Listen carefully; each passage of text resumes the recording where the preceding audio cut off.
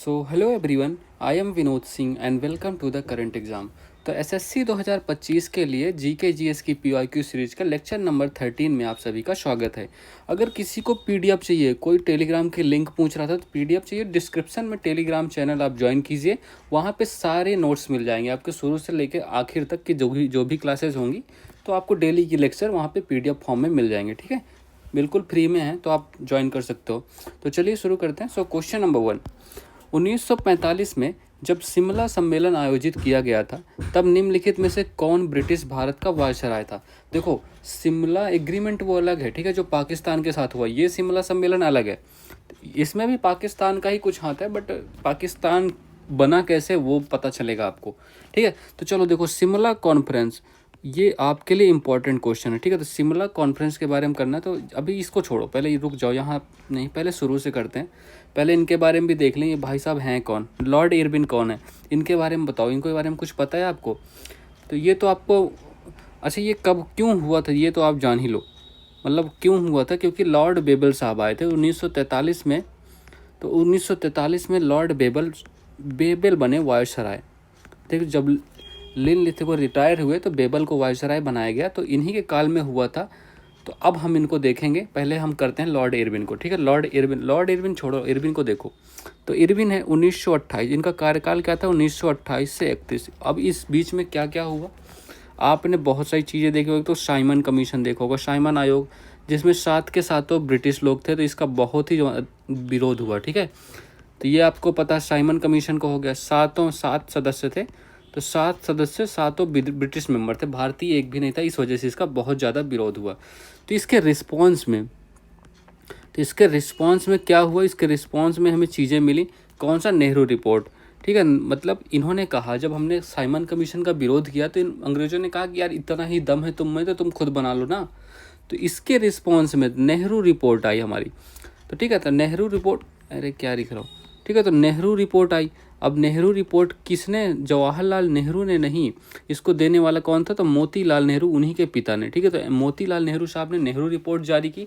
अब जिन्ना साहब क्यों पीछे रहे, जिन्ना ने भी कुछ किया, तो जिन्ना ने 14 सूत्री कार्यक्रम दिया। ठीक है, तो 14 पॉइंट्स दिए इसके लिए। ठीक है, तो 14 पॉइंट्स 14 सूत्री कार्यक्रम आपको ध्यान होगा, है ना। तो ये दोनों काम हो गए इसके रिपोर्ट, इसके मतलब रिस्पॉन्स में हुआ, साइमन कमीशन के रिस्पॉन्स में जो भी हुआ। ठीक है, अच्छा, और क्या हुआ, लाहौर अधिवेशन भी इसी में हुआ, है ना। तो लाहौर जो अधिवेशन था, आईएनसी का लाहौर अधिवेशन भी इसी के कार्यकाल में हुआ। और देखो, सीडीएम पता है ना, सिविल डिसओबीडियंट, है ना, मूवमेंट, ये पता है ना आपको, सविनय अवज्ञा आंदोलन, ये भी यहीं हुआ। ये कब हुआ, क्यों हुआ, तो सविनय अवज्ञा आंदोलन, ये आपको पता ही होगा। सविनय अवज्ञा आंदोलन ये डांडी मार्च से स्टार्ट हुआ था, है ना। तो डांडी मार्च से स्टार्ट हुआ था, कब से कब तक, तो 12 मार्च से कब तक, 6 अप्रैल तक। ठीक है, इसको बाद में रद्द कर दिया गया, 1930 में इसका हुआ। ठीक है, तो 1930 में ये हुआ, तो ये आपको पता होगा। एक और काम हुआ इरविन के कार्यकाल में, चिटगांव आर्मरी रेड, है ना, चिटगांव।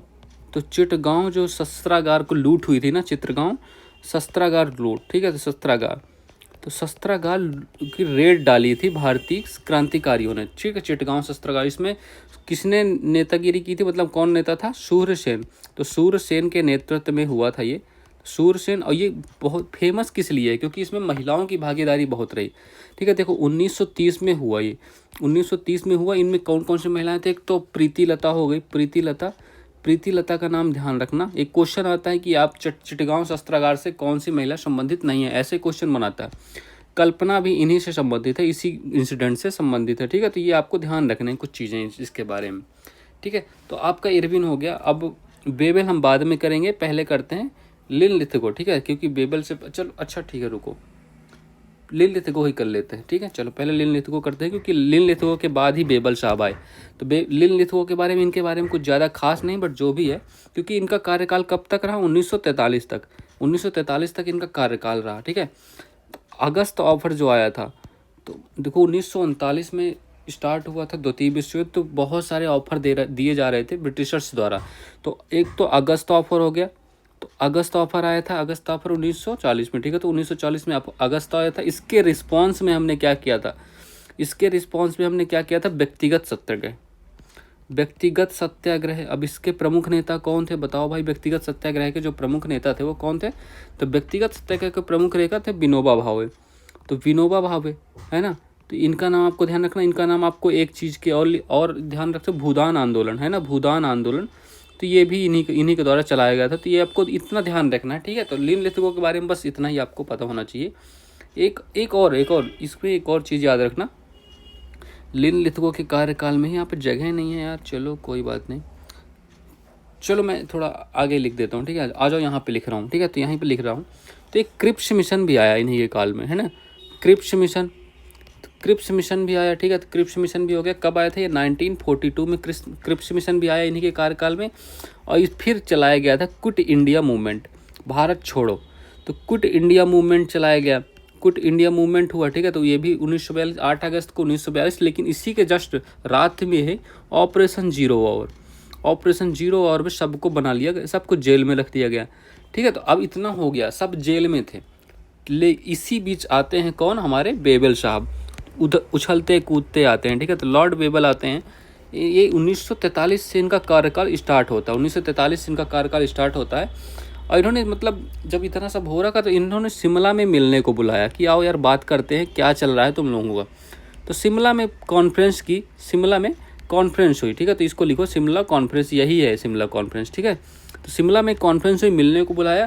तो इसमें मतलब INC और मुस्लिम लीग दोनों आए थे। तो जिन्ना ने कहा, तो जिन्ना मतलब कम नहीं था यार, जिन्ना मतलब बहुत, वो भी जिन्ना पता नहीं क्या ही था। तो जिन्ना ने कहा कि हमें यार ये सब नहीं चाहिए, हमें चाहिए पाकिस्तान। तो इन्होंने सीधे पाकिस्तान ही मांग लिया, हमें अलग राष्ट्र चाहिए, पाकिस्तान की मांग की, ठीक है। तो ये इसमें ऐसी बहुत सारी बातें हुई, तो ये फेल हो गया था, मतलब इसका कुछ निकला नहीं निष्कर्ष, रद्द हो गया, फेल हो गया, ठीक है। तो ये हुआ कुल मिला के। तो ऑप्शन नंबर आपका करेक्ट आंसर है बी, लॉर्ड बेबल, ठीक है। अब ये आपका राइट आंसर हो गया। अब वॉरेन हेस्टिंग्स बचे हैं, तो इनको भी निपटा ही लेते हैं, इनको क्यों छोड़ें, है ना। तो हेस्टिंग्स के बारे में बताओ, हेस्टिंग्स के आपको क्या पता है? हेस्टिंग्स कब से, इनका कार्यकाल क्या था? हेस्टिंग्स का कार्यकाल बताओ। देखो इनको कब बनाया गया था, देखो 1765 आपको याद है, मैंने लास्ट लेक्चर में कराया था अच्छे से, है ना। 1765 में जो इलाहाबाद की ट्रीटी हुई थी, इलाहाबाद ट्रीटी, अगर आपने लास्ट लेक्चर देखा होगा तो ये सब आपको याद होगा, है ना। इलाहाबाद ट्रीटी हुई थी का, इसमें आ गया फंक्शन किसका? डुअल गवर्नमेंट का। क्यों आ गया डुअल गवर्नमेंट का? क्योंकि इन्होंने कहा, अंग्रेजों ने कहा कि हमें आप दीवानी राइट दे दो और फौजदारी राइट्स तो आप अपने पास रखो, मतलब रेवेन्यू जो है हम कलेक्ट करेंगे, पैसा रुपया हमारे पास आए, लेकिन खर्चा जहाँ करना है वो तुम करो। देख रहे हो, ये मतलब होशियारी दिखाई थी इन्होंने। तो डुअल गवर्नमेंट यहाँ से 1765 से लागू हुई, बट हेस्टिंग्स ने कब इसको ख़त्म करने वाला? तो हेस्टिंग्स ने डुअल गवर्नमेंट को ख़त्म कर दिया, डुअल गवर्नमेंट को एंड कर दिया हेस्टिंग्स ने, ठीक है। ये आपको ध्यान रखना है। तो यही आपके कौन है? फर्स्ट गवर्नर जनरल, ठीक है। तो फर्स्ट गवर्नर जनरल है, तो first governor general of Bengal. तो ये आपको पता ही होगा, इतनी ये बातें तो पता ही होंगी, ठीक है। तो ये कब बना थी? ये 1773 के रेगुलेटिंग जो एक्ट आया था, 1773 का रेगुलेटिंग एक्ट के द्वारा इस पोस्ट को क्रिएट किया गया, ठीक है, इस एक्ट के द्वारा। अच्छा, इसी में एक और 1773 जो रेगुलेटिंग एक्ट था, इसी में एक और बना था, 1774 में बना था आपका सुप्रीम कोर्ट। सुप्रीम कोर्ट बनाने की भी इसमें मांग की गई थी, वो मतलब आदेश आया था। तो ये भी आपको ध्यान रखना है। तो इतनी बातें आपको ध्यान रखनी है, मैंने चारों के बारे में बढ़िया से करा दिया। ऐसे ही क्वेश्चन बने SSC में, ठीक है।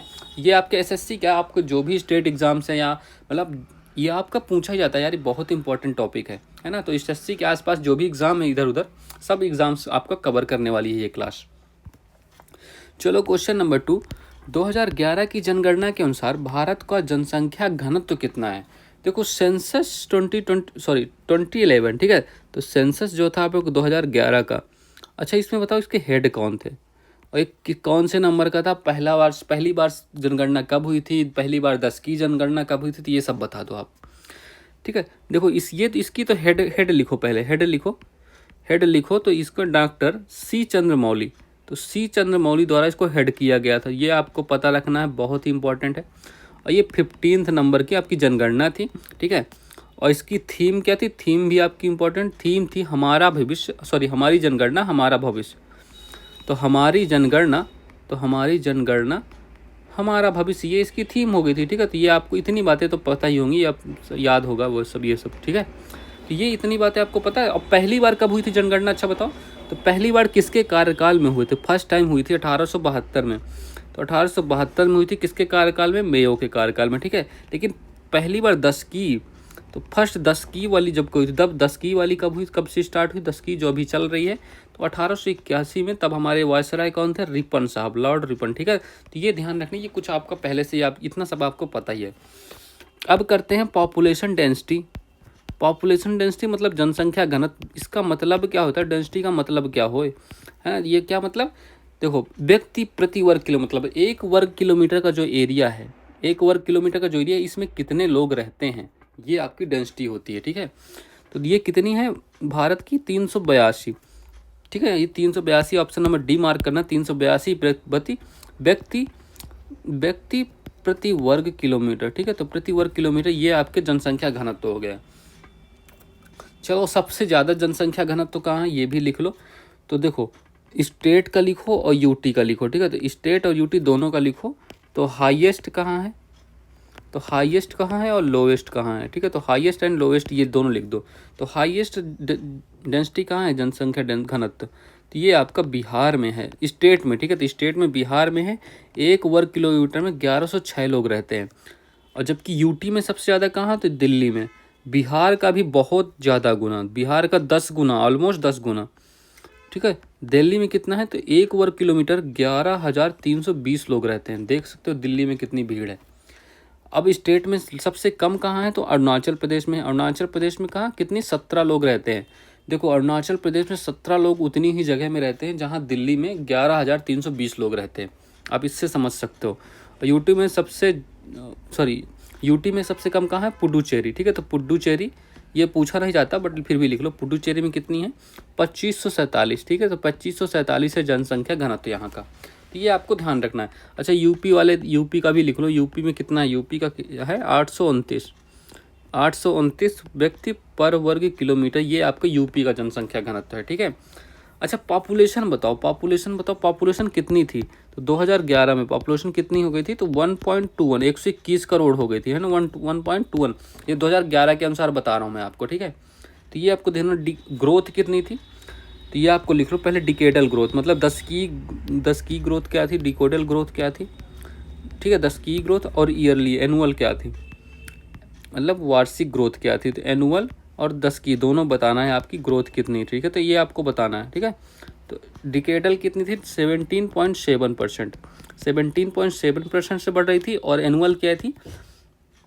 साल में 1.64% की ग्रोथ से बढ़ रही थी जनसंख्या, ठीक है। ये आपको पता होगा। अच्छा, 1921 को किस लिए जाना जाता है? तो इसको ग्रेट डिवाइड रिवर के नाम से, ठीक है।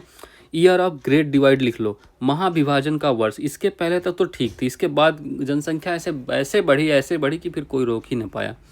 जिसने रोकने का प्रयास किया उसकी सरकार गिर गई। आपको एक एग्जाम्पल पता भी होगा। तो ईयर ऑफ ग्रेट डिवाइड को किसको 1921 को कहा जाता है, तो ये भी आपको ध्यान रखना है, ठीक है। अच्छा, सबसे ज़्यादा कहाँ बढ़ रही थी? हाईएस्ट ग्रोथ कहाँ थी? तो हाई कहाँ थी? ये मेघालय में सबसे ज़्यादा बढ़ रही थी जनसंख्या, मेघालय में सबसे ज़्यादा बढ़ी। और मिनिमम कहाँ है? तो मिनिमम मतलब ये मिनिमम इतना ज़्यादा मिनिमम था नागालैंड में कि निगेटिव ही हो गया, मतलब निगेटिव ग्रोथ हुई, मतलब कम हुई यहाँ ग्रोथ, है ना। चलो, तो ये आपको कुछ बातें ध्यान रखनी जनसंख्या के बारे में। Option number D correct answer है इसका। क्वेश्चन नंबर 3, निम्नलिखित में से कौन सी नदी भारत के तटीय मैदान से संबंधित नहीं है? देखो, अब बताओ कोस्टल एरिया बताओ। अच्छा मैंने क्वेश्चन कराया है नहीं कराया याद नहीं मुझे। कोस्टल प्लेन्स मैंने बताया आपको, तो कोस्टल प्लेन्स मैंने करवाया भारत के। तो चलो, नहीं करवाया होगा तो यहाँ कर लेते हैं एक बार। करवाया होगा तो ठीक है, नहीं होगा तो और अच्छी बात है। चलो, तो देखो कोस्टल प्लेन्स लिखो पहले तुम लोग, ठीक है। देखो यहाँ पे ये वाला प्लेन क्या कहलाता है? इसको कहते हैं हम कच्छ का प्लेन, ठीक है। तो कच्छ का लिख लो, ठीक है। तो कच्छ लिखो, ये लिखो, ठीक है। कच्छ हो गया। और ये वाला क्या, ये वाला एरिया क्या कहलाता है? ये एरिया कहलाता है आपका, बताओ, काठियावाड़ प्लान, ठीक है ना। काठियावाड़ प्लान हो गया, एक काठियावाड़ प्लान हो गया, ठीक है। देन क्या हो गया? देन आपका कोंकण प्लेस आता है महाराष्ट्र और गोवा में, ठीक है। तो ये आपका गोवा है, और ये महाराष्ट्र में, तो ये आपका कोंकण। तो कोंकण प्लेस आता है महाराष्ट्र, एंड ये आपका महाराष्ट्र है ना। ये तो आपको पता होगा, ये आपका गुजरात है ना। ये गुजरात है, ये आपका गोवा है छोटू सा, और ये आपका कर्नाटका है ना। ये कर्नाटका। तो कर्नाटका में कौन सा है? कर्नाटका बताओ। कर्नाटका का कोस्ट कहलाता है कन्नड़ कोस्ट, है ना, कन्नड़ कोस्ट। तो कन्नड़ कोस्ट कर्नाटका का। और ये आपका केरल है, केरल का कोस्ट कौन सा कहलाता है, मालाबार। ठीक है, तो मालाबार, या ये आपको क्रम से याद रखना है, ये क्रम भी पूछता है एग्जाम में। ठीक है, और तमिलनाडु का और साउदर्न आंध्र प्रदेश का ये कोस्ट क्या कहलाता है, तमिलनाडु, ये आपका तमिलनाडु है ना, तमिलनाडु है। तो ये देखना है कि ये इसको क्या कहते हैं, कोरोमंडल। तो कोरोमंडल कोस्ट कहते हैं, कोरोमंडल कोस्ट के नाम से जाना जाता है ये वाला कोस्ट। ठीक है, आंध्र प्रदेश वाला कोस्ट ये किस नाम से जानते हैं, इसको हम नॉर्दर्न सरकार के नाम से जानते हैं। तो नॉर्दर्न सरकार, ठीक है, नॉर्दर्न सरकार, ये बहुत इंपॉर्टेंट है, ये आपको ध्यान रखना है ये सारे कोस्ट। ठीक है, और ये जो उड़ीसा वाला कोस्ट है इसको किस नाम से जानते हैं, तो ये आपका आंध्र प्रदेश है, ये उड़ीसा हो गया। ठीक है, तो ये उड़ीसा वाला कोस्ट किसके नाम से, ये उत्कल कोस्ट के नाम से जाना जाता है। ठीक है, तो ये उत्कल कोस्ट के नाम से जाना जाता है। तो ये सब आपको ध्यान रखने सारे कोस्ट के नाम, और क्रम से याद रखने, नीचे से ऊपर, north to west, south to east, जो भी पूछे सब आपको बताना है ठीक से। ठीक है, तो मैंने अच्छे से दिखा दिया आपको मैप में। चलो, अब पूछा क्या गया, देखो हमारी नदियों के बारे में पूछा गया, तटीय मैदान में कौन संबंधित है। देखो नदियाँ भारत में मेनली दो प्रकार की, एक तो एक हिमालय वाली क्षेत्र की हो गई, एक तो आपका तटीय मैदान की हो गई। तो हिमालयन रिवर कैसी होती हैं, तो हिमालयन रिवर जो आपकी, तो ये हिमालयन रिवर है। तो हिमालयन रिवर, अरे क्या लिख रहा हूँ, तो हिमालयन रिवर, ठीक है, तो ये कैसी रिवर होती हैं, तो इनको कहते हैं पेरिनेडियल नेचर। ठीक है, तो पेरेनियल नेचर किया, ये इसका मतलब क्या हो गया, पेरेनियल नेचर की मतलब ये हमेशा इनमें पानी रहता है, नेचर मतलब ऑलवेज वाटर रहता है, ग्लेशियर, क्योंकि इनका सोर्स क्या है, ग्लेशियर से पानी आता है, इसलिए हमेशा इनमें पानी भरा रहता है। ठीक है, तो ये आपको ध्यान रखना है। और जो प्लेन पे हैं इनको क्या कहते हैं, इफीमेरल। ठीक है, तो इफीमेरल, तो ये आपको ध्यान रखना है, इफीमेरल नेचर, ये मतलब इसका क्या होता है, इसका मतलब हमेशा पानी नहीं होता, मतलब कभी कम कभी ज़्यादा पानी ऐसा होता है। ठीक है, तो ये आपको ध्यान रखना है। अब दो प्रकार की नदियां हैं मेनली, देखो कोस्टल इलाका में आपकी मेनली दो प्रकार की नदियां हैं। एक तो देखो आपको मैंने दोनों लिख देते हैं क्या, चलो पहले आप कर लो ईस्ट फ्लोइंग रिवर्स। ठीक है, ईस्ट फ्लोइंग इसी से करते हैं, तो आ जाओ ईस्ट फ्लोइंग रिवर्स करते हैं, जो आपके लिए ज़्यादा इंपॉर्टेंट है। ईस्ट फ्लोइंग और वेस्ट फ्लोइंग दो प्रकार की नदियों में इसको डिवाइड किया गया। ठीक, ईस्ट फ्लोइंग पहले करते हैं। ईस्ट फ्लोइंग में पहली नदी आपको कौन करना है, आपको महानदी, ये देख सकते हो आप, महानदी है ये। ठीक है, तो महानदी आपको करना है। अच्छा, महानदी इसकी एक फेमस ट्रिब्यूटरी है, इसकी ट्रिब्यूटरी एक फेमस है, ट्रिब्यूटरी TRI का मतलब ट्रिब्यूटरी होगा, तो आप ध्यान रखिएगा इसका। ठीक है, तो ये क्वेश्चन एग्जाम में आया था, तेल इसकी ट्रिब्यूटरी है एक महानदी की। और पहले इसको उड़ीसा में काफ़ी प्रॉब्लम होती थी महानदी की वजह से, इसको शोक कहा था, बट अभी जब बन गया इसका वर्ल्ड का लार्जेस्ट, तो वर्ल्ड का लार्जेस्ट डैम बना है इस पर, उसका क्या नाम है, वर्ल्ड का लार्जेस्ट डैम है उसका क्या नाम है, उसका नाम है हीराकुंड बांध। ठीक है, तो हीराकुंड बांध महानदी पर ही बना है, तो ये आपको ध्यान रखना है। ठीक है, हीराकुंड डैम महानदी पर। दूसरी रिवर देखना है आपको, ये गोदावरी, तो ये गोदावरी रिवर है, इसकी देखो आप ट्रिब्यूटरीज भी देख सकते हो, क्योंकि बहुत ज़्यादा इंपॉर्टेंट है। गोदावरी कब करते हैं, गोदावरी का क्या सीन है, तो गोदावरी एक तो लार्जेस्ट है, पेनिनसुलर इंडिया की लार्जेस्ट रिवर है, तो लार्जेस्ट इन पेनिनसुलर इंडिया। ठीक है, तो पेनिनसुलर जो भी इंडिया है, तो पेनिनसुलर इंडिया की लार्जेस्ट रिवर कौन सी है, गोदावरी नदी है। ठीक है, इसी को हम किस नाम से जानते हैं, नोन एज वृद्ध गंगा, तो मतलब बूढ़ी गंगा के नाम से जाना जाता है, वृद्ध गंगा के नाम से जाना जाता है, बूढ़ी गंगा के नाम से ये जानी जाती है। ठीक है, एक इसी के किनारे गोदावरी नदी के किनारे लार्जेस्ट सिटी है, जिसको क्या कहते हैं, राजमुंदरी। अच्छा, यहाँ पर तंबाकू अनुसंधान केंद्र था, है ना, याद है ना आपको, उसका नाम चेंज हुआ है। अच्छा, इसकी ट्रिब्यूटरीज क्या क्या हैं, ट्रिब्यूटरीज बताओ, ट्रिब्यूटरीज इसकी क्या क्या हैं, ट्रिब्यूटरीज इसको लिखो, एक तो मजीरा लिखो, मंजीरा या मजीरा कहते हैं इसको, मंजीरा हो गई आपकी, एक प्राणहिता हो गई। ठीक है, तो प्राणहिता मजीरा, और कौन सी हो गई, सबरी हो गई। ठीक है, सबरी इसी की ही है। अच्छा, ये इसका उद्गम कहाँ से है, उद्गम पूछा जाता है, मेनली उद्गम ही इसका आंसर है, वेनगंगा, इंद्रावती, पेनगंगा, ये सब इसी की हैं, ये आप ध्यान रखिएगा। ठीक है, अब इसका उद्गम कहाँ से होता है, देखो उद्गम यहाँ से होता है, उद्गम, तो ये गोदावरी का उद्गम बता रहा हूँ। ठीक है, गोदावरी का उद्गम कहाँ होता है, त्र्यंबकेश्वर, आपको याद होगा, त्र्यंबकेश्वर मैंने कराया था, त्र्यंबकेश्वर। अच्छा, त्र्यंबकेश्वर में एक टेम्पल है, उसका निर्माण किसने कराया था, मैंने लास्ट क्लास में कराया है, आपको याद होना चाहिए, तो नासिक। ठीक है, तो नासिक में इसका उद्गम होता है, और ये कहाँ गिरती है, west bay of Bengal, Bengal की खाड़ी में इसका समर्पण हो जाता है। ठीक है, तो ये आपको गोदावरी नदी आपकी क्लियर हो गई। तो गोदावरी के बाद करते हैं, आ जाओ, गोदावरी के बाद करते हैं कृष्णा रिवर। ठीक है, कृष्णा रिवर के बारे में करते हैं। कृष्णा रिवर का क्या सीन है, इसका उद्गम कहाँ से होता है? इसका उद्गम होता है यहाँ से, देखो उद्गम यहाँ से मैं इस तरह लिख रहा हूँ। तो महाबलेश्वर से निकलती है और बंगाल की खाड़ी में गिर जाती है, ठीक है। तो महाबलेश्वर महाराष्ट्र से इसका भी उद्गम होता है और बंगाल की खाड़ी में ये भी गिर जाती है, ठीक है। एक कोलेरू लेक है, कोलेरी लेक भी ध्यान रखिएगा यहीं पर, ठीक है, आंध्र प्रदेश में। अच्छा, तो कृष्णा रिवर की ट्रिब्यूटरीज कौन कौन सी हैं? ट्रिब्यूटरीज इसकी कौन कौन सी ट्रिब्यूटरीज लिखो। तो एक कोयना रिवर हो गई, कोयना भीमा, तो कोयना भीमा इसकी ट्रिब्यूटरीज हैं।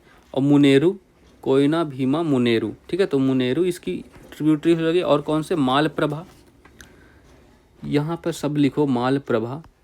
तो मालप्रभा हो गए, मूसी हो गई, मूसी रिवर भी हो गई, मालप्रभा, मूसी, तुंगभद्रा और घाटप्रभा। तो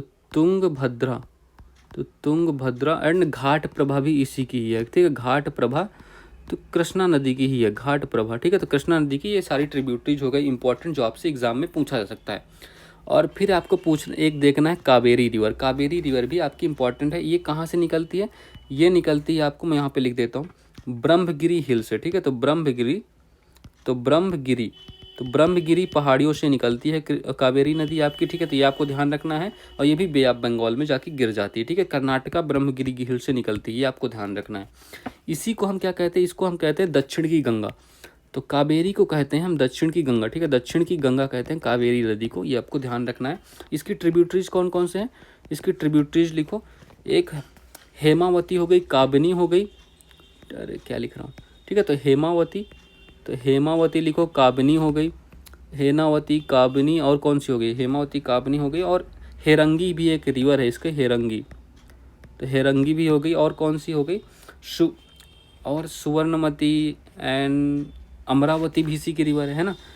तो यहीं पर लिख लो, चलो मैं इधर लिख देता हूँ, जगह नहीं है यार यहाँ पे, क्या ही है।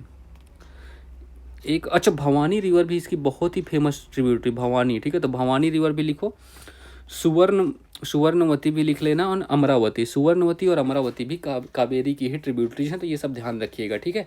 अच्छा, तो ये देखो आपकी हो गई वेस्ट फ्लोइंग, मतलब सॉरी ईस्ट फ्लोइंग, मतलब जो ईस्ट मतलब ऐसे बहती हैं। अब कुछ ऐसे वेस्ट फ्लोइंग मतलब पश्चिम की ओर बहने वाली नदियों के नाम भी मैं यहाँ पर लिख देता हूँ, ठीक है। इनके नाम लिख लो, इनके अब बाकी ज़्यादा इंपॉर्टेंट नहीं है। तो बेस्ट फ्लोइंग रिवर्स का नाम लिखना है, बस हो गया, ठीक है। तो एक तो हो गई नर्मदा, तो नर्मदा हो गई, ताप्ती हो गई, नर्मदा, ताप्ती एंड साबरमती, नर्मदा, ताप्ती, साबरमती। और कौन सी हो गई भाई? तो और हो गई लूनी हो गई, नर्मदा, ताप्ती, साबरमती, लूनी। और पेन्नार रिवर ये साउथ में है, मैं अभी दिखा रहा हूँ मैप में, रुक जाओ। तो पेन्नार रिवर, ये सब आपकी बेस्ट फ्लोइंग रिवर्स हो गई, नर्मदा, ताप्ती, साबरमती, लूनी। देखो ये हो गई नर्मदा, हो गई ताप्ती, हो गई साबरमती, ये साबरमती है, लूनी ऊपर ही है इसी के। और ये आपकी पेन्नार रिवर, सॉरी ये पेल्लार है, ये नहीं, ये पेन्नार रिवर, ठीक है। तो ये हो गई ये पेन्नार रिवर। यहाँ पुलिकट लेक का भी आपको ध्यान रखना है, ठीक है। तो इतनी बातें आपको ये सारी रिवर देखनी, पेनिसुलर इंडिया की मैंने सारी रिवर करा दी इसी क्लास में। जो क्वेश्चन बनना होगा इसी क्लास से, इसी क्वेश्चन से बनेगा आपका ये रिवर्स का, ठीक है, इधर का। चलो क्वेश्चन नंबर 4 करते हैं। निम्नलिखित में से कौन समवर्ती सूची के अंतर्गत नहीं आता? अब ये बताओ, देखो ये सूचियों के बारे में क्या बताया गया। शेड्यूल आपको 7 के बारे में पता है? शेड्यूल 7 में क्या हमने डिस्कस किया है? तो शेड्यूल 7 में हमने डिस्कस किया डिवीज़न ऑफ पावर्स। तो डिवीज़न ऑफ पावर्स, ठीक है, डिवीज़न ऑफ पावर्स अब कैसे है, ये कैसे डिवाइड किया गया है। तो अब मैं दिखाता हूँ आपको डिवीज़न ऑफ पावर्स कैसे बनाया गया। देखो इसमें 3 लिस्ट बनाई गई, ठीक है, 3 लिस्ट। पहली कौन सी लिस्ट? उसका क्या नाम है? यूनियन लिस्ट, ठीक है। तो यूनियन लिस्ट हो गई, दूसरी स्टेट लिस्ट हो गई, ठीक है, दूसरी स्टेट लिस्ट हो गई, तीसरी कंकरेंट लिस्ट हो गई। अच्छा, ये कंकरेंट लिस्ट जो है ये कहाँ से हमने लिया है, कहाँ से इसको अडॉप्ट किया है? कंकरेंट लिस्ट को हमने अडॉप्ट किया है ऑस्ट्रेलिया से, है ना। चलो अच्छा, देखो अभी इनके हम सारे सब्जेक्ट याद नहीं कर सकते, बट कुछ इंपॉर्टेंट मैं आपको लिखाने जा रहा हूँ, ठीक है। तो कुछ इंपॉर्टेंट तो लिख ही सकते हैं। तो यूनियन लिस्ट में क्या क्या आता है? मेनली आपका डिफेंस हो गया, तो डिफेंस हो गया यूनियन लिस्ट में। बैंकिंग वाला सिस्टम भी यूनियन हो गया। अच्छा, इनका मतलब तो पता है ना आपको? यूनियन लिस्ट का मतलब इस पर केवल पार्लियामेंट, संसद या संघ का कानून बना सकता है, मतलब संघ सरकार, केंद्र सरकार इस पे कानून बना सकती है। स्टेट मतलब इस पे स्टेट सरकार, मतलब राज्य सरकार इसमें कानून बनाएगी। और कंकरेंट मतलब इस पे दोनों बना सकते हैं, बट इसमें अगर प्रियोरिटी लेनी होगी तो आप केंद्र सरकार की प्रियोरिटी दोगे कंकरेंट में, ठीक है। तो यूनियन लिस्ट में क्या क्या? डिफेंस हो गया, बैंकिंग हो गया, एटॉमिक एनर्जी भी इसी में है, परमाणु ऊर्जा, ठीक है, एटॉमिक एनर्जी भी इसी में, ये भी आपको एटॉमिक एनर्जी इसी में ध्यान रखना है। और क्या हो गया, फॉरेन अफेयर्स हो गया, फॉरेन अफेयर्स, ठीक है, फॉरेन अफेयर्स हो गए। और क्या इसमें आ सकता है, देखो सारे सब्जेक्ट तो आपको याद भी नहीं कर पाओगे, तो वो लिखना भी नहीं कन्फ्यूजन के लिए, जो एग्ज़ाम में पूछे जाते हैं वो देख लो। तो वॉर एंड पीस भी इसी में आता है, तो वॉर एंड पीस भी इसी में आएगा केंद्र सरकार के अंदर। रेलवेज हो गया, ठीक है, तो रेलवे हो गया, रेलवे हो गया, एयरवे हो गया, एयरवेज हो गया, और क्या हो गया, इंश्योरेंस हो गया, है ना, इंश्योरेंस भी हो इसी में आता है यूनियन में। और क्या, सिटीजनशिप, नागरिकता का भी इसी में आता है। तो ये सब आपको ध्यान रखना, तो ये सब यूनियन की लिस्ट है, ठीक है। यूनियन के कानून हो गए। स्टेट में क्या क्या आते हैं, आपकी पुलिस आ गई, पुलिस स्टेट गवर्नमेंट के, तो पुलिस एंड ऑर्डर आपका कहाँ आता है, स्टेट में आता है, ठीक है, पुलिस एंड ऑर्डर। हेल्थ भी आपका स्टेट में आ गया, हेल्थ हो गया, हेल्थ एंड सैनिटेशन लिख लो, तो हेल्थ एंड सैनिटेशन। और क्या आता है स्टेट गवर्नमेंट के अंदर, एग्रीकल्चर भी आपका, एग्रीकल्चर भी आ गया state government.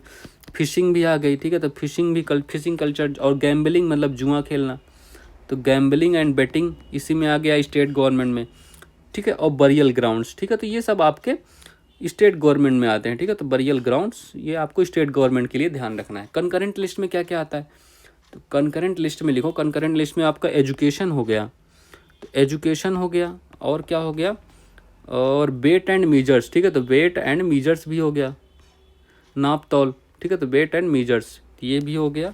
Marriage and divorce, मतलब मैरिज एंड डाइवोर्स, इसका कोई आज तक फैसला कर पाया, इसीलिए बीच में घूमते रहते, ना तुम करो ना हम करें, तो मैरिज एंड डाइवोर्स आ गया, ठीक है। तो मैरिज एंड डाइवोर्स स्टेट के पास जाओ तो सेंटर के पास भेजेगा, सेंटर स्टेट के पास भेजेगा, ऐसे ही चलता रहता है। तो एडमिनिस्ट्रेशन ऑफ जस्टिस, ठीक है, एडमिनिस्ट्रेशन ऑफ जस्टिस भी हो गया, ये भी इसी में आ गया। पॉपुलेशन हो गया, पॉपुलेशन को आज तक कोई कंट्रोल कर पाया है, तो करने की हिम्मत भी नहीं है किसी में। फैमिली प्लानिंग भी इसी में आती है, फैमिली प्लानिंग, ठीक है, तो फैमिली प्लानिंग भी कंकरेंट लिस्ट में। और क्या, इलेक्ट्रिसिटी, फैक्ट्री, ये सब आता है कंकरेंट में, ठीक है, तो इलेक्ट्रिसिटी, फैक्ट्री हो गया, तो ये सब आपका कंकरेंट लिस्ट में आता है। तो ये कुछ सब्जेक्ट आपको ध्यान रखने हैं, मैंने जो भी जरूरी थे आपको लिखा दिए, ठीक है। चलो आंसर क्या होगा इसका, आंसर तुम लोगों को पता चल गया ना, कृत्रिम आवास आपका कंकरेंट लिस्ट में नहीं आता, बाकी सब आता है आपका कंकरेंट लिस्ट में, ठीक है। चलो आ जाओ, क्वेश्चन नंबर 5, निम्नलिखित में से कौन सा मूल्य ह्रास को ध्यान में नहीं रखता। अच्छा देखो, मूल्य ह्रास मतलब डेप्रिसिएशन, मतलब आपका कमी। मैं मूल्य ह्रास पहले समझाता हूँ ये होता क्या है। आपने कोई मशीन खरीदी, मान लो आपने मिक्सी खरीदा, घर का जो मिक्सी होता है चटनी वगैरह बनाने के लिए मिक्सी खरीदा, तो 2 साल बाद उस मिक्सी को आपने खरीदा 100 रुपये में, ठीक है, मिक्सी को आपने 100 रुपये में खरीदा। अब 2 साल बाद अगर आप उसको बेचना चाहो या उसकी कीमत निकालना चाहो तो 100 तो रह नहीं जाएगी, क्योंकि वो ख़राब हो चुकी होती है, उसका मतलब उसका मूल्य ह्रास हो चुका होता है। तो 2 साल बाद मान लो वो 60 रुपये की गई, तो इसको कहते हैं माइनस जो 40 हुआ, इसको कहते हैं डिप्रेसिएशन या मूल्य ह्रास, ठीक है। मतलब समय के साथ किसी वस्तु की कीमत में गिरावट को ही मूल्य ह्रास कहते हैं, समझ गए। अब चलो अब करते हैं हम क्वेश्चन। तो मैंने लास्ट क्लास में आप लोगों को बताया था नेशनल इनकम कैसे निकालते हैं, 3 तरीके बताए थे मैंने लास्ट क्लास में, बहुत अच्छे समझाया था। अगर आपको स्टिल नहीं पता तो आपको ज़रूरत है उस क्लास को वापस से देखने की, क्योंकि मैं हर क्लास में तो सारा डिटेल से करा नहीं सकता। अब आपको मैं आज सिर्फ बता रहा हूँ क्या क्या मैंने कराया था लास्ट क्लास में। 3 मेथड बताए थे, एक तो इनकम मेथड हो गया, ठीक है, तो इनकम मेथड हो गया, अरे ठीक है चलो, अच्छा राइटिंग अच्छी लग देता हूँ, ठीक है, तो इनकम मेथड हो गया। देखो पहला मेथड इनकम मेथड था, दूसरा कौन सा था, एक्सपेंडिचर मेथड, है ना, तो एक्सपेंडिचर मेथड हो गया। और तीसरा प्रोडक्ट मेथड या वैल्यू एडेड मेथड कहते थे हम इसको, ठीक है, तो प्रोडक्ट मेथड। तो ये 3 मेथड मैंने इतने अच्छे से कराया था, वो भूल ही नहीं सकते अगर आपने वो क्वेश्चन देखा होगा, ठीक है। तो ये तीनों मेथड कराए थे और तीनों बहुत इंपॉर्टेंट है। इसका फॉर्मूला भी बताया था मैंने, क्या होता है, C+I+G+X-M, ठीक है, तो ये सब बताया था मैंने, अच्छे से समझाया था क्या क्या कैसे क्या सीन था। अगर आपने वो क्वेश्चन देखा होगा तो आपको अच्छे से पता होगा, ठीक है। तो अब इसमें देखो, अब नेशनल इनकम के 8 एग्रीगेट बताए गए, ठीक है, तो मैं अभी 8 के 8 समझाता हूँ आपको क्या कैसे सीन चल रहा है। तो इसके नेशनल इनकम के 8 एग्रीगेट, ठीक है, तो 8 एग्रीगेट इनको लिखना है, इनके फॉर्मूला लिखना है, बहुत ही क्वेश्चन पूछे जाते हैं इनसे, ठीक है। तो 8 एग्रीगेट, 8 के 8 को हम करते हैं। चलो पहला क्या है, पहला सबसे पहले हम करते हैं जीडीपी है क्या, ग्रॉस डोमेस्टिक प्रोडक्ट। मतलब इसमें क्या होता है, इसकी डिफिनीशन लिख लो पहले। तो value of all final goods and services मतलब सभी अंतिम परिणाम की, ठीक है, तो मतलब वस्तु और सेवा। तो value of all final goods and services, ठीक है, प्रोड्यूस्ड मतलब जितना भी उत्पादित होता है, produced during a financial year, ठीक है, मतलब एक ईयर में, एक फाइनेंशियल ईयर में कितना जो भी प्रोड्यूस होता है, तो during a financial year within the territory, मतलब to of all final goods and services produce during a financial year within the territory, मतलब एक टेरिटरी है, जैसे आपका भारत देश है, इस टेरिटरी के अंदर जो भी काम आपने, जो भी गुड्स एंड सर्विसेज प्रोड्यूस किया एक साल के अंदर, वो आपका जीडीपी कहलाएगा, ग्रॉस डोमेस्टिक प्रोडक्ट कहलाएगा। लेकिन आप अगर भारतीयों का निकालना चाहते हैं, सिर्फ भारतीयों का मतलब ग्रॉस नेशनल प्रोडक्ट, मतलब सिर्फ राष्ट्रीय लोगों का, सिर्फ भारतीय लोगों ने क्या काम किया उसका बारे में, क्योंकि इसमें तो आप विदेशी लोग भी रह सकते हैं आपके देश में, उन्होंने भी काम किया है, और कुछ भारतीय बाहर भी रहते हैं, उनका काम कहाँ गया। तो सिर्फ भारतीयों का अगर निकालना, मतलब सिर्फ मैं देखो अपने अपने देश का हम बता रहा हूँ, तो मैं भारत ही बोलूँगा, तो आप समझिए उससे कोई भी देश का हम बोल सकते हैं, ठीक है।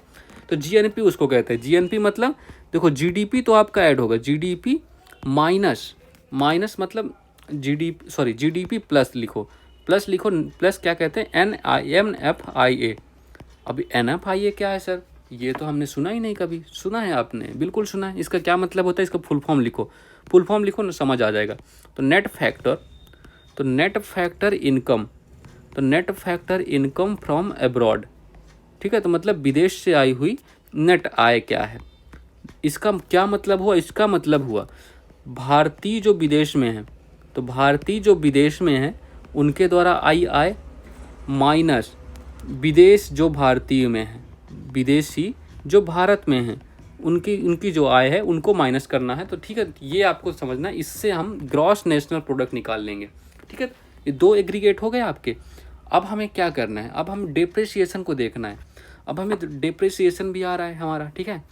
तो अब क्या घटा दें ऐसा, मतलब मूल्यह्रास को घटा दें अगर, देखो तो जीडीपी से हमें बनाना, जीडीपी तो आपको पता होगा, जीडीपी कर लिया हमने, जीडीपी कर लिया और जीएनपी भी कर लिया हमने, जीएनपी भी कर लिया ना, हाँ, तो ये दोनों कर लिए हमने।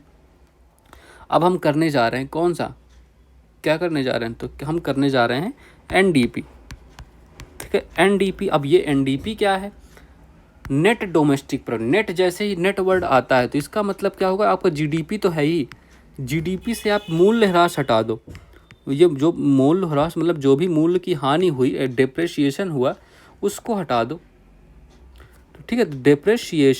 डेप्रिसिएशन को माइनस करने पे आपका नेट डोमेस्टिक प्रोडक्ट आ जाए, मतलब नेट मतलब मूल्यह्रास, आपने जितना हमारा मूल्यह्रास हुआ हमने उसको हटा दिया, अब जीडीपी जो बनी है वो हमारा नेट डोमेस्टिक प्रोडक्ट है।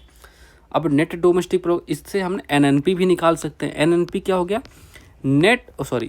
ट्रिपल एन हो गया, नेट नेशनल प्रोडक्ट, मतलब भारतीयों द्वारा जो नेट प्रोडक्ट बनाया गया, वो मतलब ये हम कहाँ हटाएंगे, जीएनपी क्या है, भारतीयों द्वारा शुद्ध आय, भारतीयों की शुद्ध आय है, ठीक है। तो इसमें अगर हम मूल्यह्रास हटाते हैं, तो इसमें हम मूल्यह्रास घटाते हैं, तो ये आपका एनएनपी आ जाएगा। देखो हमने 4 फैक्टर कर लिए सर, आपने तो 8 बताए थे, आपने 4 ही कराए हैं, तो मैंने 4 और कराता हूँ।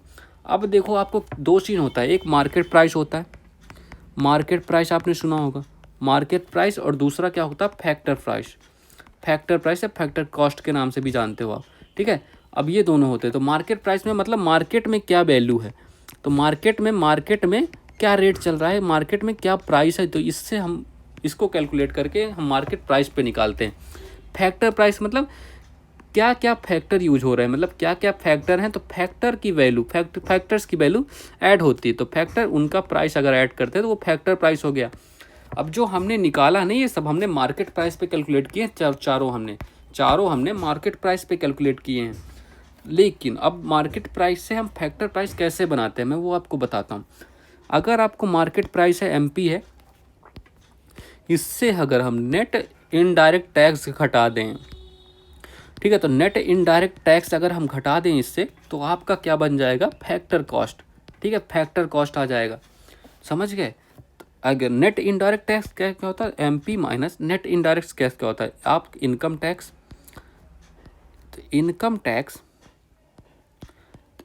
टैक्स हो गया, सॉरी इनकम टैक्स कहाँ से आ गया यार, तुम लोग बताते भी नहीं हो। तो इनडायरेक्ट टैक्स हो गया, तो इनडायरेक्ट टैक्स माइनस सब्सिडी, ठीक है। तो इनडायरेक्ट टैक्स माइनस सब्सिडी, तो ये हो गया आपका फैक्टर कॉस्ट, ठीक है। तो अब इसको और हम तोड़ते हैं, तो एमपी माइनस इनडायरेक्ट टैक्स, ठीक है, आईटी। तो इनडायरेक्ट टैक्स इसको हम आईटी के रूप में लिख सकते हैं, मैं बार बार नहीं लिखूंगा, प्लस सब्सिडी, ठीक है। तो प्लस सब्सिडी, ये हो गया आपका फैक्टर कॉस्ट, ठीक है। तो फैक्टर कॉस्ट हो गया, ठीक है। तो ये आप समझ गए पूरा। एक मैं एग्जांपल देता हूँ आपको, एग्जांपल दिखाता हूँ। अगर आपको जीडीपी को फैक्टर कॉस्ट पे निकालना है, जीडीपी को फैक्टर कॉस्ट पे निकालना है, जीडीपी को मार्केट प्राइस में जो जीडीपी है उससे आप एनआईईटी घटा दो, मतलब ये नेट इनडायरेक्ट टैक्स घटा दो, या GDP market price minus IT indirect tax plus subsidy. तो ये आपका फार्मूला हो गया, ठीक है। तो ये ऐसे फार्मूले कई प्रकार से बना के देते हैं, इसलिए मैंने कोई भी बीच में गैप नहीं किया, सब मैंने सारे फार्मूले बताए, सारे जितनी तरह से लिखा जा सकता है इसको, ठीक है। तो ये आपको ध्यान रखना है। अच्छा, एक और मैं बताता हूँ, एनएनपी। अब जो आपका एनएनपी है, ये वाला है ना, एनएनपी एट फैक्टर कॉस्ट, इसको हम क्या कहते हैं, इसी को हम कहते हैं नेशनल इनकम, राष्ट्रीय आय, ठीक है। तो नेशनल इनकम, ठीक है। तो ये आपका हो गया। इसको आप निकाल सकते हो कि नहीं निकाल सकते हो, ये बता दो मुझे। तो एनएनपी में जीएनपी माइनस मूल्यह्रास माइनस करोगे, एनआईटी करोगे, ठीक है। तो आप सब कुछ वैल्यू रखते जाओगे, आपका एनएनपी आ जाएगा। सिर्फ जीडीपी से आप निकाल सकते हो एनएनपी, ठीक है। देखो एनएनपी, जीडीपी से आप निकालो जीएनपी से आपका जीएनपी मूल्यह्रास घटाओगे, एनएनपी आ जाएगा। इस एनएनपी में आप घटाओगे, एनएनपी एट मार्केट प्राइस आएगा, एनएनपी में आप एनआईटी घटाओगे या minus IT minus plus subsidy करोगे, तो आपका एट फैक्टर कास्ट आ जाएगा, ठीक है। तो ये आप समझ जाओगे, ठीक है। तो इतना आपको मैंने सारी कहानी रामकथा बता दी है। अब आपको इससे क्वेश्चन बन ही जाने चाहिए। अब देखो यहाँ पर तो नेट है, मूल्यह्रास होगा, तो ऑप्शन नंबर कौन सा करेक्ट होगा बताओ भाई, ऑप्शन बताओ तुम लोग। जीएनपी में मूल्यह्रास नहीं होता, देखो मैंने दिखाया आपको, कहाँ है जीएनपी, ये है हमारा जीएनपी, ठीक है। तो जीएनपी में मूल्यह्रास मैंने ऐड नहीं किया, तो आपका option number C correct answer हो जाएगा, ठीक है। चलो क्वेश्चन नंबर 6 करते हैं। भारत में ब्रिटिश शासन के दौरान किस वर्ष एक अधिनियम पारित करके गवर्नर जनरल का पद हटा दिया गया और वायसराय का नया पद सृजित किया गया, ये बताओ। देखो तो सबसे पहले 1833 में क्या हुआ, ये देखो। तो 1833 का जो एक्ट है, इसमें क्या हुआ, जो governor GG of Bengal, governor general of Bengal था, तो गवर्नर जनरल ऑफ बंगाल को गवर्नर जनरल ऑफ इंडिया बना दिया गया, है ना। इस पद का क्रिएशन हुआ, ये बना, ठीक है, ये आपको पता है। और ये कौन बना था, तो विलियम बेंटिक, तो विलियम बेंटिक साहब बने थे, ठीक है। तो विलियम बेंटिक पहले गवर्नर जनरल ऑफ इंडिया थे, ठीक है। इन्होंने सती प्रथा का उन्मूलन किया था, कब, 1829 में सती प्रथा के उन्मूलन में भाग लिया था इन्होंने, ठीक है। और क्या हुआ, और बताओ। और जो ईस्ट इंडिया कंपनी के थे, ईस्ट इंडिया कंपनी के सारे कॉमर्शियल फंक्शन बंद कर दिए गए, ठीक है। तो कॉमर्शियल फंक्शन से इनका अधिकार छीन लिया गया, जो भी कॉमर्शियल फंक्शन थे उनको सबको कैंसिल कर दिया गया, बंद कर दिए गए, ठीक है। तो ये आपको पता है, क्योंकि 1813 में क्या हुआ था, 1813 में 1 लाख पहले एजुकेशन के लिए दिया गया, 1 लाख आपको एजुकेशन, आपकी शिक्षा के लिए दिया गया, ये पारित हुआ। और देखो ट्रेड, जो ईस्ट इंडिया कंपनी का ट्रेड था, trade in China and T, ठीक है। चाइना एंड चाय और चीन के साथ व्यापार को छोड़ के बाकी सबको कैंसिल कर दिया गया। और क्या आया था इसी में, क्रिश्चियन मिशनरी को ये मतलब उनको अधिकार मिल गया कि आप क्रिश्चियनिटी का प्रचार करो, ठीक है। तो ये आपको ध्यान रखना, ये कुछ हुआ था आपका 1813 में, तो क्रिश्चियन मिशनरी, ठीक है। तो ये इतनी बातें तो आपको ध्यान ही होंगी, ये सारी आपको याद होनी चाहिए, ठीक है। तो ये आपको याद होनी चाहिए, क्वेश्चन आता है यहाँ से। फिर आया आपका GOI। अब ये दोनों देख लिया आपने, इतना काफ़ी है। देखो ये जो trade in China and T था, इसको 1833 में इसको भी अबॉलिश कर दिया गया, सारे कमर्शियल फंक्शन कैंसिल कर दिए गए, इसका मतलब यही होता है, ठीक है, ठीक है, ठीक है। तो पहले 1858 कर ही लेते हैं। तो 1858 में क्या हुआ, तो 1858 यही आपका राइट आंसर होगा। क्यों होगा, क्योंकि 1857 की क्रांति हुई। 1857 की क्रांति के बाद 1858 में क्या कहा गया, क्वीन ने, तो क्वींस प्रोक्लेमेशन, मतलब क्वीन अब पूरा अपने हाथ में शासन रखना चाहती थी, ठीक है। तो क्वींस प्रोक्लेमेशन, तो अब ये मतलब तब क्वीन कौन थी, तो क्वीन थी हमारी विक्टोरिया, इनका नाम आपने खूब सुना होगा, विक्टोरिया का, ठीक है।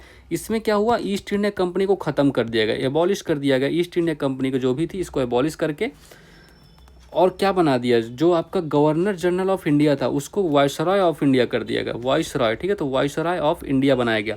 और ये पहले वायसराय कौन बने, कैनिंग, क्योंकि तब गवर्नर जनरल कैनिंग थे, इन्हीं को ही वायसराय बना दिया गया, ठीक है। तो ये आपको पता होगा।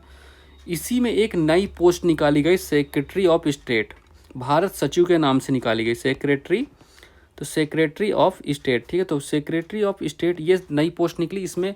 इसमें क्या होता था, इसमें जो वेतन होता था भारत की तरफ से आता था, इसमें 15 मेंबर होते थे, ठीक है।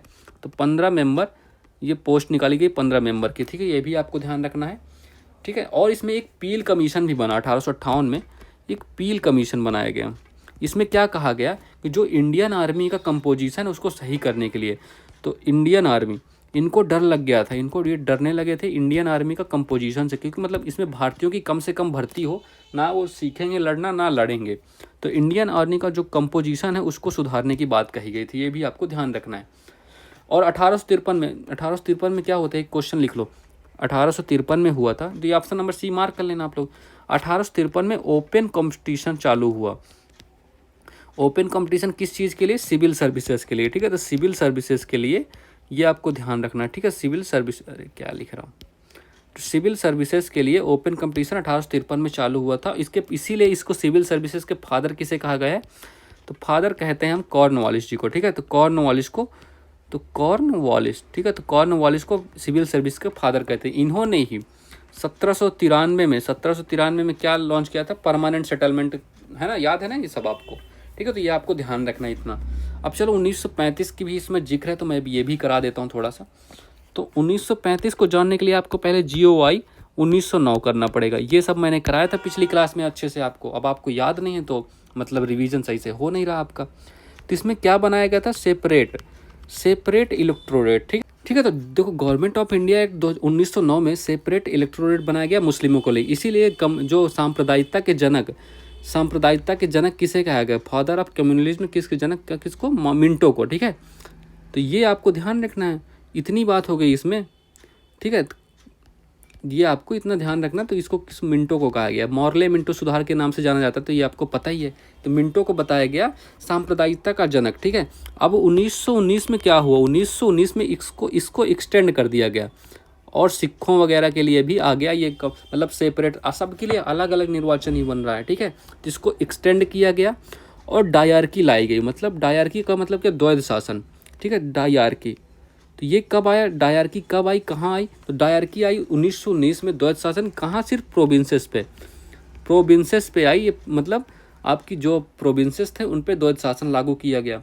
कैसे, जो डायरकी था, एक तो सेंट्रल लिस्ट बनाई गई, सेंट्रल लिस्ट, ठीक है, और दूसरी प्रोविंशियल लिस्ट। तो प्रोविंशियल एंड सेंट्रल लिस्ट, दो लिस्ट बनाई गई, ठीक है, दोनों लिस्ट बनाई गई। और प्रोविंशियल लिस्ट को भी दो भागों में बांटा गया, एक तो रिजर्व्ड हो गई, दूसरी कौन सी होगी, ट्रांसफर्ड, ठीक है। ये दोनों लिस्ट आपको ध्यान रखनी, ये सिस्टम चल रहा था। तो 1919 में ये आ गया, ठीक है। और सेंट्रल में कब क्या था, द्विसदनीय व्यवस्था थी। सेंटर में क्या था, सेंटर में आपका बाईकैमरलिज्म, ठीक है। तो ये आपको पता है इतना, तो बाईकैमरलिज्म, ठीक है। तो इतनी बातें आपको पता है, ये सिर्फ सेंटर में था, द्विसदनीय व्यवस्था, है ना, द्विसदनीय व्यवस्था। तो द्विसदनीय व्यवस्था आपके सेंटर में थी। इतनी बातें आपको क्लियर हो गई। अब आते हैं आप अपने 1935 वाले एक्ट में। तो 1935, इसी से आपको पता है संविधान में मोस्टली चीज़ें यहीं से ली गई। तो 1935 में एक्ट में क्या हुआ, प्रोविंसेस से डायरकी हटा दी गई। जो प्रोविंसेस थे उनसे डायरकी सिस्टम बिल्कुल ख़त्म किया गया, ठीक है। तो डायरकी सिस्टम इसको ख़त्म करके ये कहाँ ले गए, हम ले गए सेंटर पे, सीधे सेंटर पे, मतलब उल्टा हो गया। सेंटर पे हम डायरकी सिस्टम ले गए, और प्रोविंसेस को कहा गया तुम ऑटोनॉमी, मतलब स्वायत्तता को प्राप्त होते हो, ऑटोनॉमी दे दी गई प्रोविंसेस को, ठीक है। तो ये आपको, और 11 में से 6 को बाईकैमरल, मतलब द्विसदनीय व्यवस्था यहाँ पर लागू की, ठीक है, द्विसदनीय, जो अभी भी चल रही है ना। तो ये आपको ध्यान रखना। इतनी सब बातें थी, मैंने कुछ इंपॉर्टेंट बातें आपको कराई है, ठीक है। तो option number C correct answer है, 1858। चलो क्वेश्चन नंबर 7 करते हैं। अच्छा ठीक है, जगह थी, मैंने फालतू में उतना कर दिया। चलो क्वेश्चन नंबर 7, औद्योगिक नीति संकल्प 1956 के अनुसार पहली श्रेणी में उद्योग शामिल हैं जिनके भविष्य के विकास की जिम्मेदारी की होगी। अब बताओ भाई, ये किसकी होने वाली है, बताओ। देखो IPR का मतलब इंडस्ट्रियल पॉलिसी रेजोल्यूशन, ठीक है। तो आईपीआर 3 आईपीआर थी मेन। पहली औद्योगिक नीति कब लॉन्च हुई थी? 1948 में। तो 1948 में पहली औद्योगिक नीति लॉन्च हुई। इसमें क्या हुआ, इंडस्ट्रीज़ को 4 ग्रुप्स में बांटा गया। जो भी इंडस्ट्रीज़ थी आपकी, इंडस्ट्रीज़ को 4 ग्रुप्स में डिवाइड किया गया। ठीक है, 4 ग्रुप्स में डिवाइड किया गया और इसी को हम लाइसेंस राज कहते हैं। जो मतलब लाइसेंस राज का सिस्टम था ना, मतलब लाइसेंस लो पैसे वैसे दे के, तो लाइसेंस राज का सिस्टम जो होता था 1948 से चला आ रहा था। ठीक है, तो ये सीन था। और दूसरी आईपीआर में क्या हो रहा था? दूसरी आईपीआर कब लॉन्च हुई? 1956। इसी समय हमारा चल रहा था सेकेंड 5 ईयर प्लान चल रहा था। ठीक है, तो ये भी चल रहा था। तो इसमें क्या, इसका क्या उद्देश्य रखा गया था? रैपिड इंडस्ट्रियलाइजेशन, मतलब तेज़ी से औद्योगिकरण। ठीक है, तो रैपिड इंडस्ट्रियलाइजेशन, तो ये आपको ध्यान रखना है, इतनी बातें। ठीक है, तो rapid industrialise second 5 year plan के चलते दूसरा आईपीआर औद्योगिक नीति आई। और इसमें क्या बनाया गया, इसी को हम क्या कहते हैं, इसको 1956 वाले को क्या कहते हैं? Economic constitution of India. तो इकोनॉमिक कॉन्स्टिट्यूशन ऑफ इंडिया के नाम से जाना जाती है दूसरी औद्योगिक नीति। ठीक है, तो ये आपको ध्यान रखना है। ठीक है, और इसमें इंडस्ट्रीज़ को 3 शेड्यूल में रखा गया। जो दूसरी थी ना, इसमें इंडस्ट्री थी आपकी, इनको 3 शेड्यूल में बांटे गए। ठीक है, 3 शेड्यूल में बांटे गए। इनको तीनों शेड्यूल कौन कौन से हैं देखो, सिर्फ आपको लिखना है बस, हो गया। ठीक है, मैं अब तीनों शेड्यूल बताता हूँ आपको कौन कौन से थे। आओ इधर लिखते हैं। तो ये पहला शेड्यूल क्या था? पहला शेड्यूल था, ये पहले शेड्यूल में कितनी 17 इंडस्ट्री आई थी। सिर्फ नंबर लिखना है। इन पे किसका अधिकार था? ये गवर्नमेंट का अधिकार था। ठीक है, गवर्नमेंट का अधिकार था। और दूसरे शेड्यूल में आई थी कितनी? 12 इंडस्ट्री। इन पे कितना? गवर्नमेंट प्लस प्राइवेट कंपनियों का। ठीक है, तो इसमें गवर्नमेंट प्लस प्राइवेट का था। और तीसरा था रिमेनिंग, मतलब जो भी बची, इसमें कोई संख्या नहीं है, रिमेनिंग जो भी थी, तो इसमें कितना था? इसमें प्राइवेट कंपनियों का अधिकार था। ठीक है, तो ये आपको ध्यान रखना है। देखो 1956 के अनुसार पहली श्रेणी में जो उद्योग शामिल हैं, उनके भविष्य के विकास की जिम्मेदारी किस पे? केवल सरकार पे, केवल राज्य, मतलब ये option number C correct answer है। ठीक है, तो ये समझ गए, ये आंसर हो गया इसका। तो ये पूछा गया था, देखो इतना डीप जाके क्वेश्चन किया था इसने। ठीक है, अच्छा एक तीसरी औद्योगिक नीति कब हुई थी, वो उसको भी लिख ही लो तुम लोग। तीसरी औद्योगिक नीति कब आई थी? थर्ड जो औद्योगिक नीति 1991 में हुई थी। इसमें हमने लाइसेंस राज को ख़त्म किया था, कि मतलब लाइसेंस राज को ख़त्म किया था, लाइसेंस की ज़रूरत नहीं है, आप अपना काम कर सकते हो। ठीक है, तो ये ख़त्म किया हमने। तो इतनी बातें आपको ध्यान रखनी। ठीक है, चलो तो क्वेश्चन नंबर 8, गुप्त सम्राट चंद्रगुप्त प्रथम निम्नलिखित में से कौन सी उपाधि धारण करने वाला पहला शासक था? ठीक है, तो गुप्ता डायनेस्टी के बारे में करना है। ठीक है, तो गुप्ता डायनेस्टी का क्या सीन था भाई? गुप्ता डायनेस्टी का बताओ। इसके फाउंडर कौन थे? तो फाउंडर थे श्रीगुप्त या उपगुप्त के नाम से जानते थे। ठीक है, तो फाउंडर इसके श्रीगुप्त या उपगुप्त के नाम से जानते हो आप, उपगुप्त। ठीक है, उपगुप्त या श्रीगुप्त। ठीक है, तो उपगुप्त या श्रीगुप्त दोनों याद रखना। और इसके बहुत ही महत्वपूर्ण शासक थे एक चंद्रगुप्त फर्स्ट इसके बहुत ही महत्वपूर्ण शासक थे। इन्होंने ही महाराजा धीराज की उपाधि धारण की। तो महाराजा धीराज की उपाधि धारण करने वाले यही थे। ठीक है, तो option number B correct answer है, महाराजा धीराज। और गुप्ता डायनेस्टी में ही largest number of gold coins launch हुए। ठीक है, तो largest number of gold coins. ठीक है, तो largest number of gold coins इन्हीं गुप्ता डायनेस्टी की ही पहचान है। ठीक है, तो ये आपको ध्यान रखना है, largest number of gold coins. ठीक है, अच्छा चलो ये विक्रमादित्य हैं, इनके बारे में बताओ। तो इनको क्या, इस विक्रमादित्य की उपाधि किसने धारण की थी? तो चंद्रगुप्त सेकंड ने। तो चंद्रगुप्ता सेकंड ने विक्रमादित्य की उपाधि धारण की थी। इनके बारे में जानकारी कहाँ से मिलती है? मेहरौली। तो मेहरौली जो पिलर इंस्क्रिप्शन है, तो मेहरौली पिलर इंस्क्रिप्शन से इनके बारे में जानकारी मिलती है। ठीक है, तो इंस्क्रिप्शन, तो ये आपको पता है। तो मेहरौली पिलर इंस्क्रिप्शन। अच्छा, इनकी बेटी का क्या नाम था? बेटी के बारे में इनका क्या ख्याल है आपका? तो प्रभावती गुप्ता। तो इनकी बेटी का नाम था प्रभावती गुप्ता। इनकी शादी किससे हुई थी? इनका विवाह हुआ था रुद्रसेन सेकंड से इनका विवाह हुआ था, रुद्रसेन सेकंड से। ठीक है, अब रुद्रसेन सेकंड किस वंश के राजा थे? ये वकाटक डायनेस्टी, ठीक है, तो वकाटक डायनेस्टी थे। तो वकाटक डायनेस्टी के ये शासक थे और इनकी जल्दी ही मृत्यु हो गई। और मृत्यु होने के बाद ये वकाटक साम्राज्य जो है विक्रमादित्य ने अपने आसपास मिला लिया। ठीक है, तो ये आपको इतनी बात ध्यान रखनी है। एक और गुप्ता सम्राट हुए हैं, समुद्रगुप्त नाम है उनका, है ना। तो समुद्रगुप्त के बारे में भी कुछ चीज़ें जान लो यहीं पे। समुद्रगुप्त अभी इनको क्या क्या नाम से जानते हैं? एक तो हम इनको कविराज के नाम से जानते हैं, कविराज के नाम से जानते हैं, नेपोलियन ऑफ इंडिया यही कहे जाते हैं, है ना।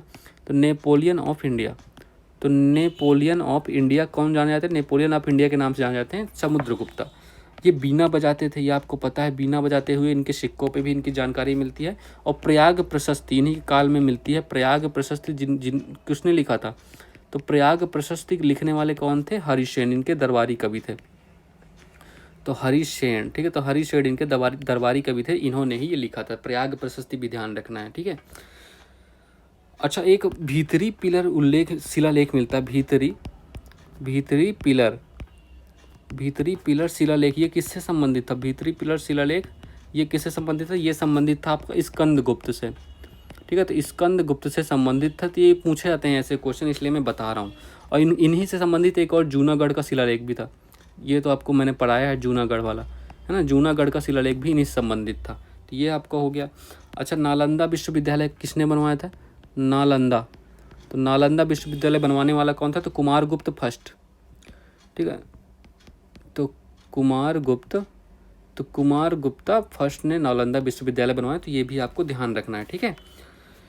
चलो, अच्छा, जो हूणों ने अटैक किया था, तो स्कंदगुप्त के टाइम है जो हुनाज का इन्वेजन था, हुनाज का अटैक।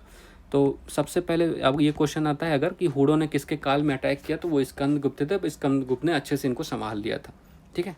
ये आपको इतनी बातें ध्यान रखना है ये गुप्ता पीरियड के बारे में। Option number B correct answer है, महाराजा धीराज, ठीक है।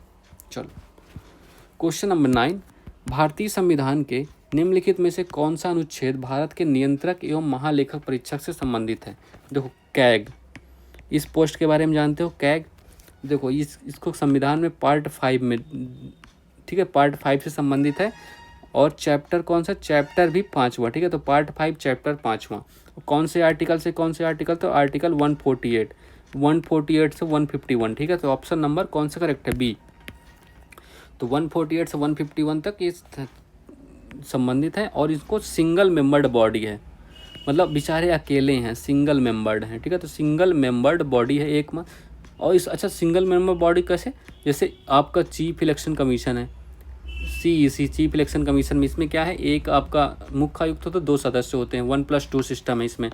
फाइनेंस कमीशन है, इसमें क्या होता है, 1+4 सिस्टम है। तो ऐसे इसमें सिर्फ सिंगल मेंबर्ड बॉडी है, ठीक है। तो ये आपको ध्यान रखना है।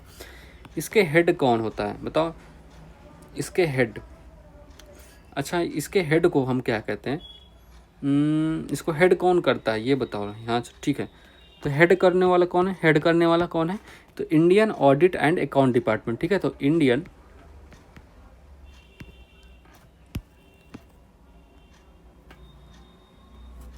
अच्छा, तो ये किस चीज़ को हेड करते हैं? ये हेड किसको करते हैं? तो Indian audit and account department को हेड करते हैं, ठीक है। तो Indian audit and account department को ये हेड करते हैं।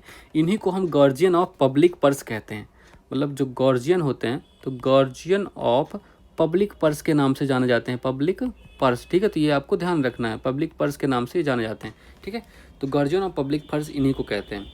अच्छा, चलो अब आर्टिकल्स देख लो। अब 148 से 151 तक क्या क्या सीन बनाया गया है। तो 148 में क्या है? 148 में क्या है? 148 में आपका है कि मतलब जो होगा ऑफिस ऑफ कैग, ठीक है। तो ऑफिस, तो 148 में ऑफिस ऑफ CAG बताया गया है, ठीक है। 149 में क्या है? 149 में आपका है ड्यूटीज़ ऑफ कैग, मतलब इनके कार्य क्या होने वाले, ड्यूटीज़ ऑफ CAG बताया गया है 149 में। 150 में क्या है? 150 में है फॉर्म्स ऑफ अकाउंट, मतलब कितने प्रकार के अकाउंट होंगे। तो फॉर्म्स ऑफ अकाउंट्स, ठीक है। तो ये भी आपको ध्यान रखना है, ये सारे आर्टिकल्स ध्यान रखने हैं। और 151 में क्या है? 151 में क्या है? 151 में रिपोर्ट्स ऑफ कैग। अच्छा, ये रिपोर्ट किसको देता है, किसके सामने प्रदर्शित करता है? रिपोर्ट्स ऑफ कैग जो होती हैं किसको देता है, किसके समक्ष प्रस्तुत करता है? तो ये प्रेसिडेंट के सामने, ठीक है। तो प्रेसिडेंट, ये क्वेश्चन आ चुका है कि किसको रिपोर्ट दिखाता है, तो ये प्रेसिडेंट को रिपोर्ट दिखाता है अपनी, ये आपको ध्यान रखना है। अच्छा, अब पहले कैग कौन थे? तो फर्स्ट CAG कौन थे? तो फर्स्ट CAG कौन थे और अभी करंट में कौन है?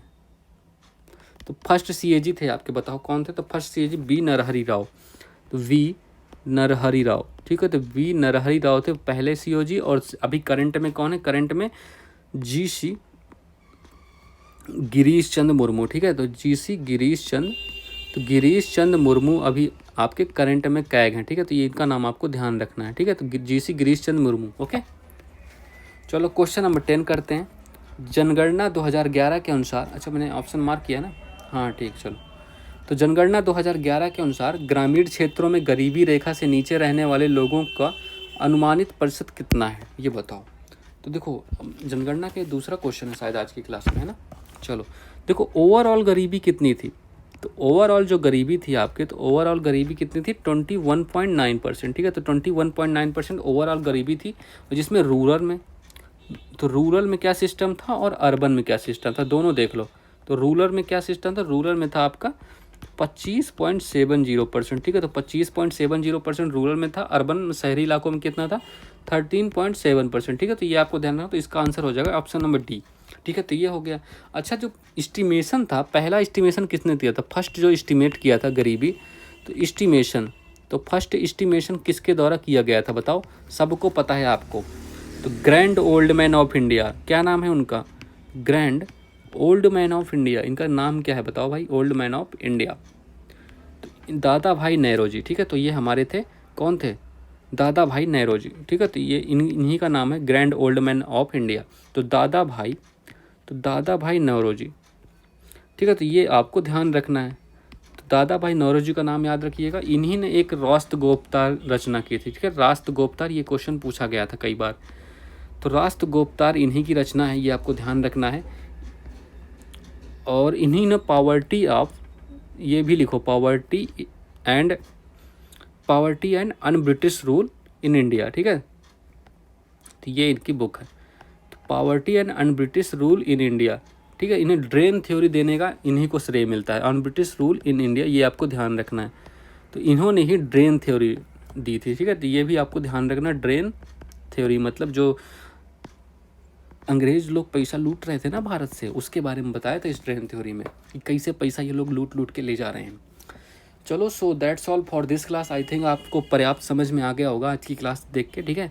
तो अब नेक्स्ट क्लास में हम परसों मिलेंगे इस क्लास के लिए, तो आप तब तक के लिए लाइक कर दो, शेयर कर दो और सब्सक्राइब कर दो, ठीक है। चलो अब रिवीजन करते रहो। अगर आप, मैंने क्योंकि 13 लेक्चर कंप्लीट कर दिया इसके, अगर आप रिवीजन कर रहे होते तो आपका जीएस में अच्छी पकड़ हो गई होती, ठीक है। तो अगर आपकी पकड़ नहीं है अच्छी, तो आप समझो आप रिवीजन में लैग कर रहे हो, ठीक है। चलो so have a good day and thank you everyone.